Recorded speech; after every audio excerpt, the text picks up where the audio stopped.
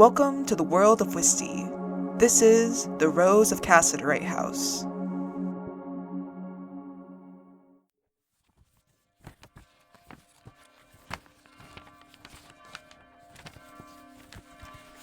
Bennio! Mother calls for me. I need to hurry. We're packing up and leaving before the funeral lets out. My trunk is already waiting at the front door, but Rome's belongings need to be packed away, and I volunteered to take on the task. He would have done the same for me had our roles been reversed, although I'm not stupid enough to end up in the hole he's dug for himself. For the entire house, really. If the royal family hadn't banished him, the lady would have. I call out that I'm nearly finished. His clothes are packed. His sword is too. The only thing left are his unmentionables. So I start a fire in the fireplace and toss in the erotic novel he had stuffed at the bottom of his trunk. For being such a bleeding heart, the images were quite explicit and the accompanying stories were hauntingly graphic.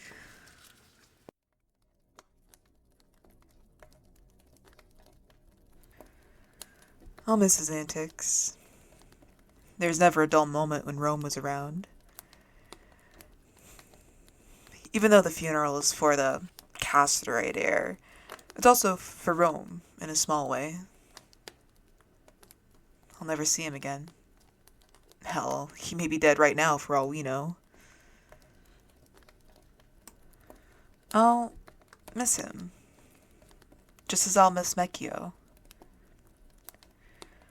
To never wander around the palace grounds, or sneak into parties, or race our dragons like we've always dreamed. I mourn not only the man, but the future we were robbed of. Overnight, our trio became a solo act. But as they say, the show must go on.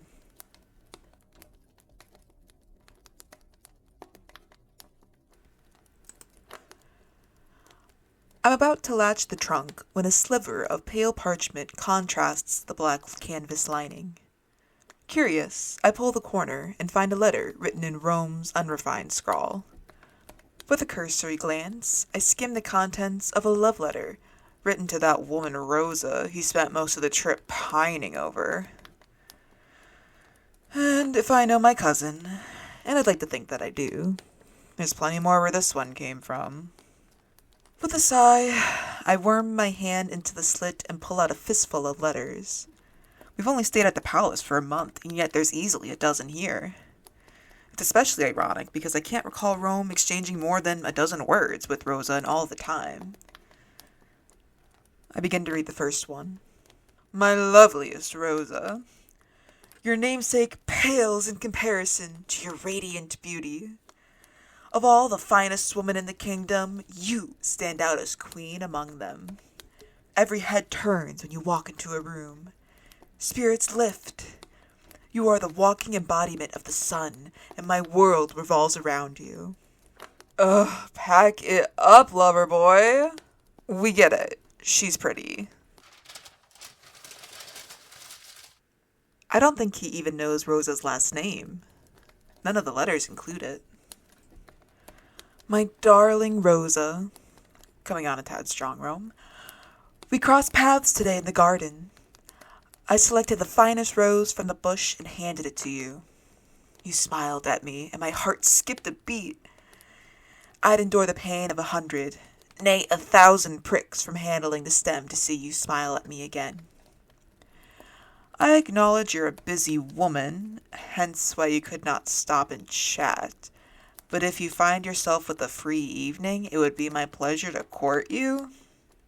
I would take you to my favorite tavern in the city. We would enjoy every splendor their kitchen has to offer, and then I'd take you to the finest dressmaker and select the finest gown for you.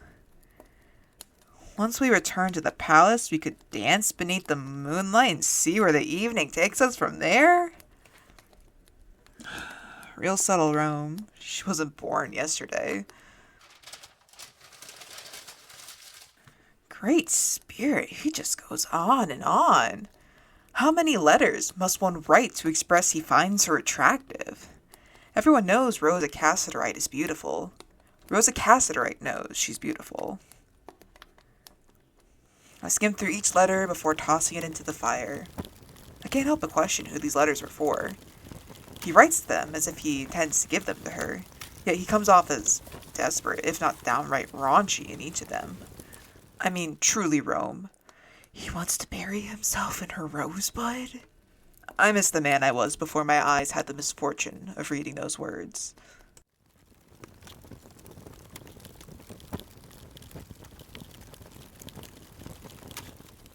The last letter is addressed to Juni Cassiterite.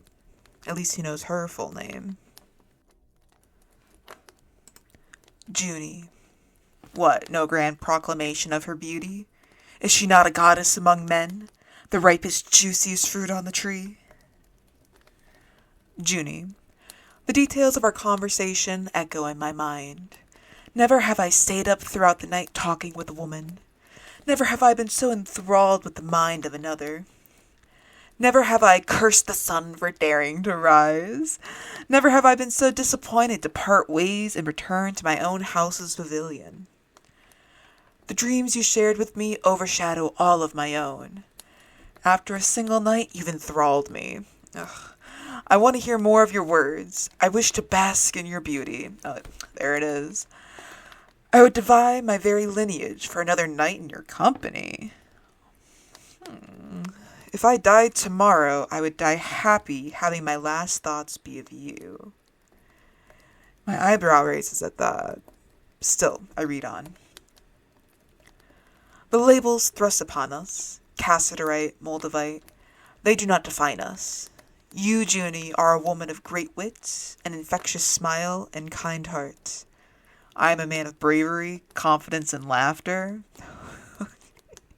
Okay. Together, I foresee a pairing even the stars would fear. I am lucky to have met you. Oh, that's sweet. Fate has both kept us apart and brought us together. Now that we have met, I cannot imagine returning to life as I knew it. You have irrevocably changed me, Juni, and I am grateful for it. I want to be a man worthy of you. I fear I never will be, but I will spend every day of the rest of my life trying. Juni Cassiterite, my soul recognizes yours. I desire to be in your life more than I desire air in my lungs and blood in my veins.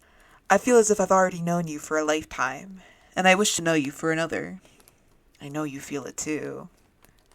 Juni, will you marry me? Holy fuck, he was gonna ask her to marry him? He's known her for what, a weekend? Rome, why do you do the things that you do? But then a thought crosses my mind. Did he already ask her? Everyone knows she was promised to Panahowlite, and a week later she's found dead in her bed. That's suspicious timing. Although, Rome killing Tombolt Cassiterite would cause a rift between them. And if it didn't, then his banishment surely would have. Although, perhaps that is it. They met, fell in love within a single night, and when he was banished to the humanoid domain, a death sentence, she kills herself. Fools, the both of them. I tossed the final letter into the fire.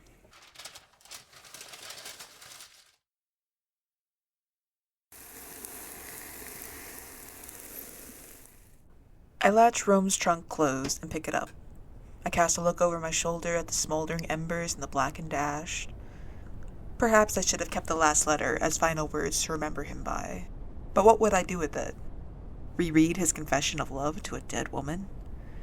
It's better to remember the moments he, Mekio, and I shared than private, heartfelt words meant for another. As I exit the room and walk down the hall, a nagging persists in the back of my mind. If he is still alive, and I would hope so, given it's only been a few days since his banishment, he should know Juni is gone. It's the right thing to do, to tell him. On the chance he is already gone himself, then at least I won't spend the rest of my life agonizing about him. Today he is both alive and dead, and I cannot rest until I know he's either safe in handling himself or already gone. As I approach the entryway, I call for the head guard. Elena!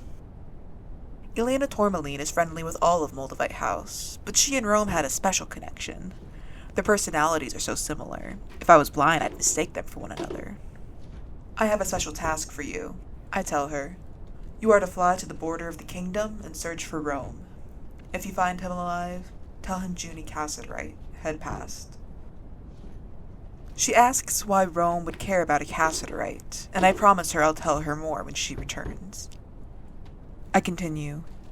If you find him dead, please return with his body so he can be properly laid to rest. And if you don't find him at all, I implore you to search for a week. If you still cannot find him after that time, we will assume he's gone, likely eaten or worse. Is that all right, to pull you from your duty for a selfish request? It is more than all right, she tells me. She is curious to Rome's condition as well. She tells me she'll need a few moments to make arrangements to cover her absence, and then she'll sneak out on Dragonback. I thank her and wish her luck. Mother waits for me at the front door. A servant picks up Rome's trunk, and I pick up mine, and we exit the pavilion and make our way to the stables.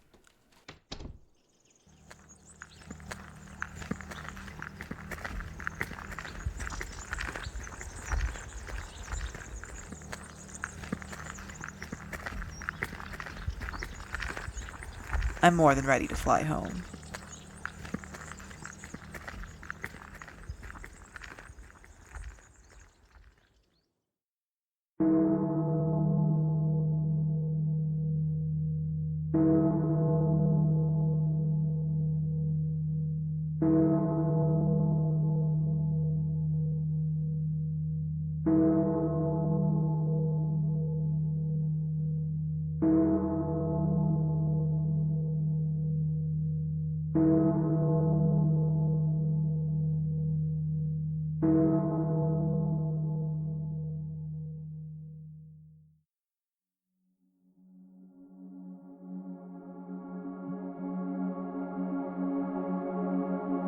Hi Wystians, Everly Teller here. Thank you for listening to this episode. If you liked what you heard, please subscribe to follow along. Don't forget to like and leave a comment. Additionally, if you're a fan of fantasy, and especially romantasy, subscribe for free to my Patreon to read weekly chapter releases of my web novels, and for bi-weekly releases of my audio drama podcast. Together, we'll explore the corners of the magical world of Wystie through narration, print, recovered artifacts, and more.